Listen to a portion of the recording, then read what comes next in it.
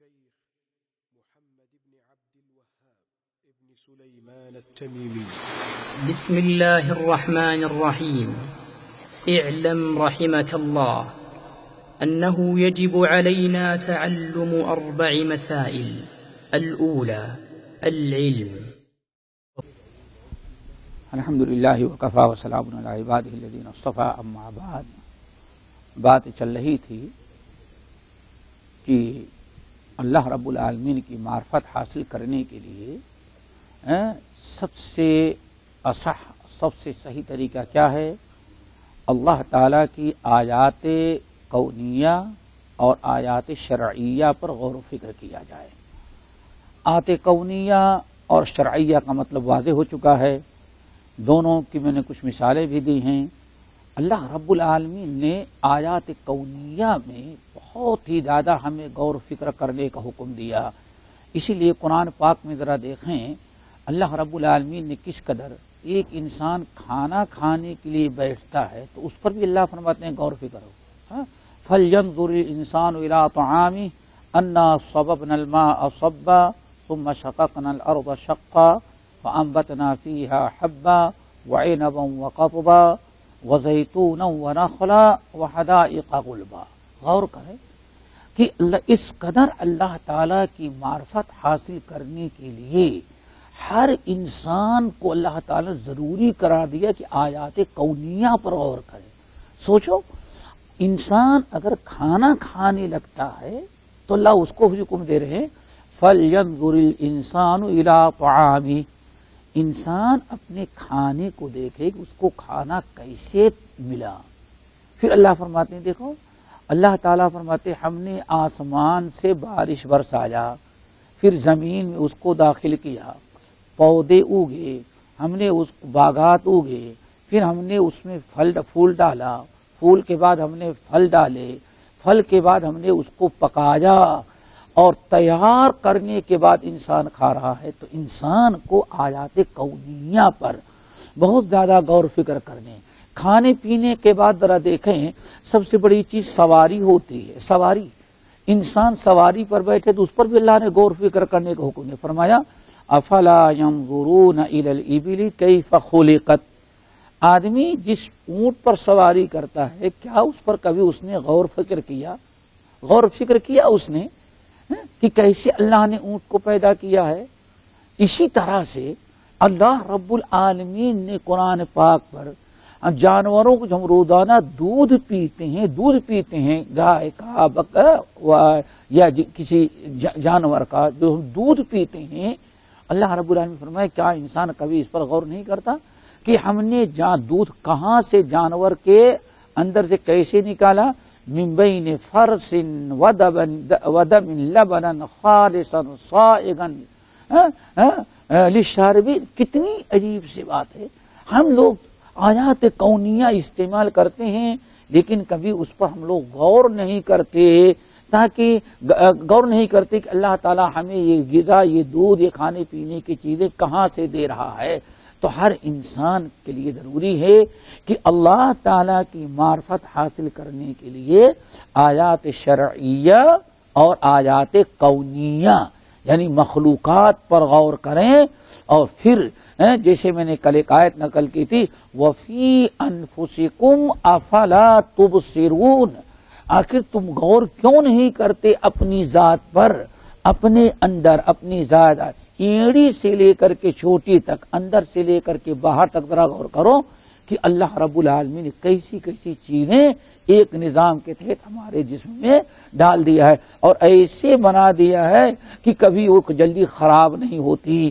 تو آیات کونیہ اور آیات شرعیہ ان دونوں پر غور کریں گے تبھی خوب اچھی طرح سے ہمیں توحید سمجھ میں آئے گی. اگر ہم نے ان کو چھوڑ دیا آیات کونیہ اور آیات شرعیہ تو سمجھ جاؤ پھر کبھی ہمیں صحیح معرفت الہی حاصل نہیں ہوگی. تو 4 مسائل تھے جن کا جاننا، 3 اصول جو اصل موضوع کتاب کے ہیں، ان 3 اصول سے پہلے 4 مسائل کا جن 4 مسائل کا سیکھنا ہر مسلمان پر واجب ہے ان میں سے پہلی چیز تھی اللہ تعالیٰ کی معرفت. اللہ تعالیٰ کی معرفت، اللہ تعالیٰ کے متعلق علم، یعنی پہلی چیز علم ہے. اور علم کس کی؟ سب سے پہلے علم اللہ کا ہو، اللہ کی معرفت، رسول کی معرفت اور دین کی معرفت. تو اللہ کی معرفت اور اللہ تعالیٰ کے متعلق ہمیں صحیح علم ہونا چاہیے. اس پر تو گفتگو ہو گئی. اب آگے دوسری چیز جس کا علم ہونا ضروری ہے، یعنی علم سے متعلق ہے دوسری چیز جو ہے وہ ہے معرفت نبی، اپنے نبی کی معرفت. یعنی آخری نبی محمد صلی اللہ علیہ وسلم کے ہم لوگ امتی ہیں. ہم میں سے ہر انسان کے اوپر ضروری ہے کہ نبی علیہ السلام جو ہمارے آخری نبی ہیں ان کے متعلق ہمیں علم ہو. پہلا علم، تین چیزوں کا علم ضروری ہے. پہلا علم اللہ کے متعلق، دوسرا علم نبی کی معرفت، نبی کے متعلق ہمیں علم ہونا چاہیے. اور علم بھی کیسا؟ نبی کے متعلق ایسا علم ہو، اتنا یقین اور ایسی معلومات، نبی کے احسانات، نبی کے کمالات اور نبی کی شخصیت، نبی کی ذات، نبی کا مقام اور مرتبہ، اس کا علم ہمارے پاس اتنا زیادہ ہونا چاہیے کہ جو علم ہمیں نبی کی لائی ہوئی ہدایت اور تعلیمات قبول کرنے کے لیے ہم کو مجبور کر دے.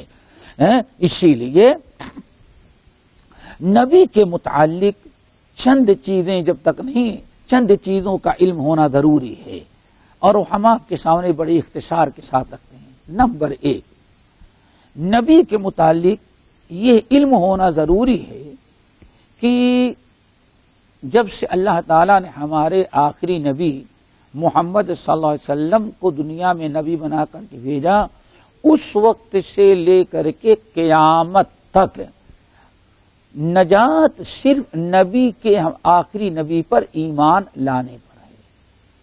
جب تک انسان دنیا کے کسی بھی مکتب فکر، کسی بھی مذہب کا آدمی ہو، یہودی ہو، عیسائی ہو، اور اسی طرح سے بدھسٹ ہوں، سکھ ہوں، بت پرست ہوں، دنیا میں اب اگر کوئی قیامت تک آنے والا کوئی بھی انسان اگر نجات چاہتا ہے اور وہ انسان کامیابی چاہتا ہے تو اس کو یہ علم ہونا چاہیے، ہمیں علم ہونا چاہیے کہ محمد صلی اللہ علیہ وسلم کی اتباع کے علاوہ کوئی اور راستہ نہیں ہے.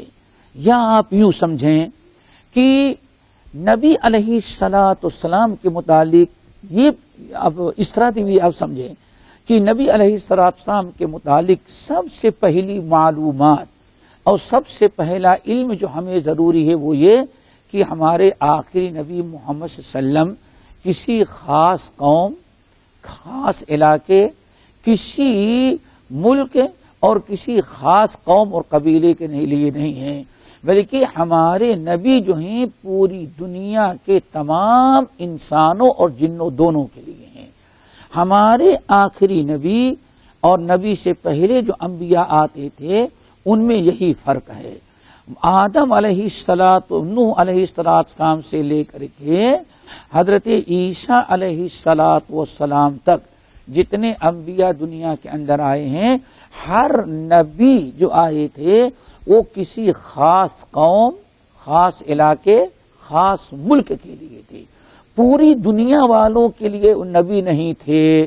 ہر نبی اپنے خاص قوم اور قبیلے کے تھا. مثال کے طور پر موسیٰ علیہ السلام کو دیکھ لیں، داؤد علیہ السلام کو دیکھ لیں، یہ سارے لوگ صرف ایک قوم بنی اسرائیل کے لیے تھے.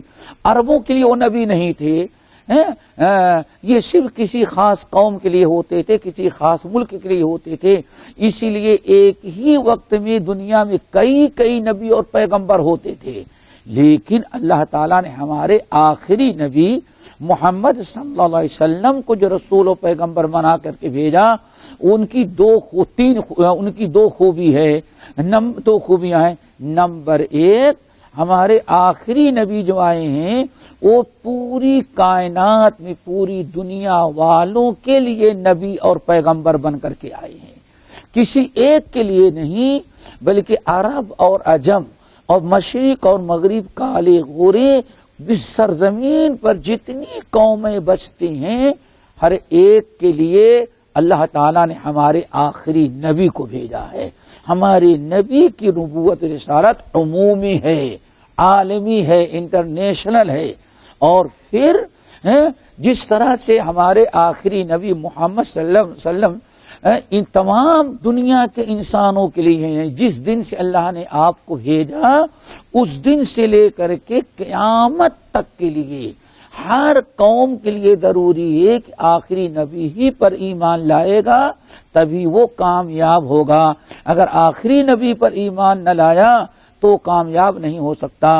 اور دوسری چیز یہ ہے کہ ہمارے نبی جو ہیں صرف انسانوں کے لیے نہیں ہیں بلکہ جنوں کے لیے ہیں، جس طرح سے دنیا کے تمام انسانوں کے لیے واجب ہے کہ ہمارے آخری نبی پر ایمان لائیں گے تبھی نجات پائیں گے، ایسے ہی دنیا کے تمام جنوں کے اوپر بھی واجب ہے کہ کوئی جن بھی اس وقت تک کامیاب نہیں ہو سکتا جب تک کہ ہمارے آخری نبی محمد صلی اللہ علیہ وسلم پر ایمان نہ لائے۔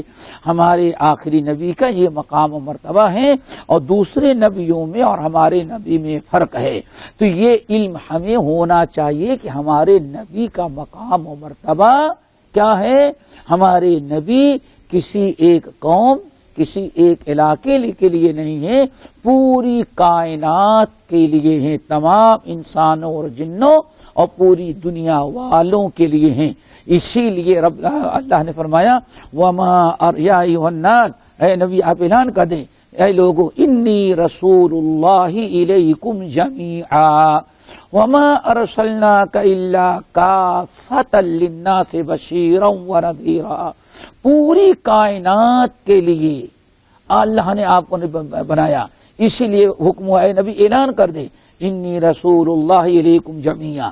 اللہ تعالیٰ اپنے نبی کے مقام و مرتبے کو بیان کرتے ہوئے فرمایا وما ارسلناک الا رحمتا للعالمین، وما ارسلناک الا رحمتا للعالمین، ہم نے آپ کو رسول بنا کر کے بھیجا ہے تو پورے عالمین دنیا والوں کے لیے، عالمین میں انسان بھی آ گیا، جنات بھی آ گیا، جانور بھی آ گئے، شجر حجر بھی آ گئے۔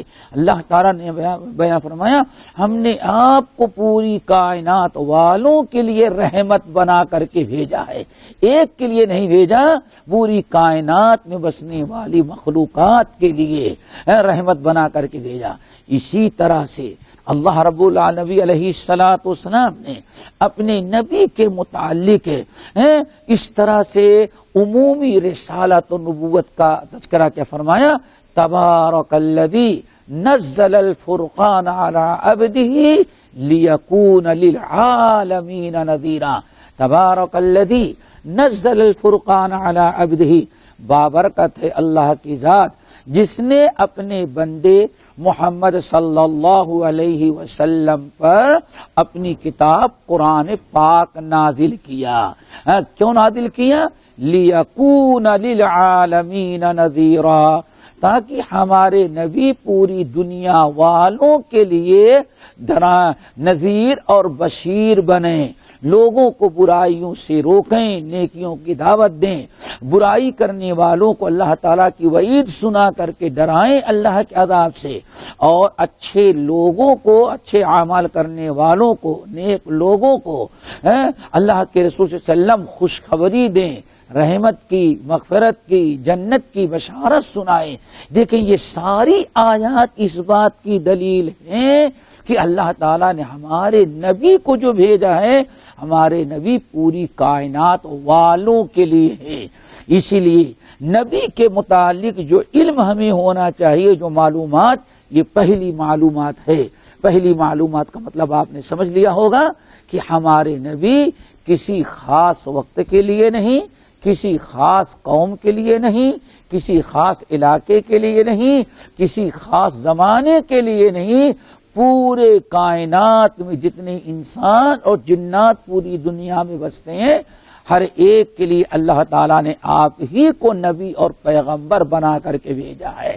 اب کوئی انسان اگر ہمارے نبی پر ایمان لایا تبھی وہ کامیاب ہو سکتا ہے، اگر ہمارے نبی پر ایمان لانے سے انکار کیا تو وہ انسان ہے، یاد رکھے کتنے بھی اچھے کام کر ڈالے، کتنا بھی اچھا ہو، لیکن چونکہ ہمارے آخری نبی آ گئے ہیں، جب تک ان پر ایمان نہیں لائے گا، ان کے اطاعت نہیں کرے گا، اس کا کوئی عمل، کوئی نیکی، بلکہ اس کا ایمان بھی اللہ تعالیٰ قبول نہیں کرتا۔ تو نبی کے متعلق جو علم ہونا چاہیے جن چیزوں کا، وہ پہلا علم یہ ہے کہ ہمارے نبی پوری کائنات والوں کے لیے، تمام انسوں اور جنوں کے لیے نبی اور پیغمبر بن کر کے آئے ہیں۔ اللہ تعالیٰ ہمیں نبی کا مقام و مرتبہ پہچاننے کی توفیق نصیب فرمائے۔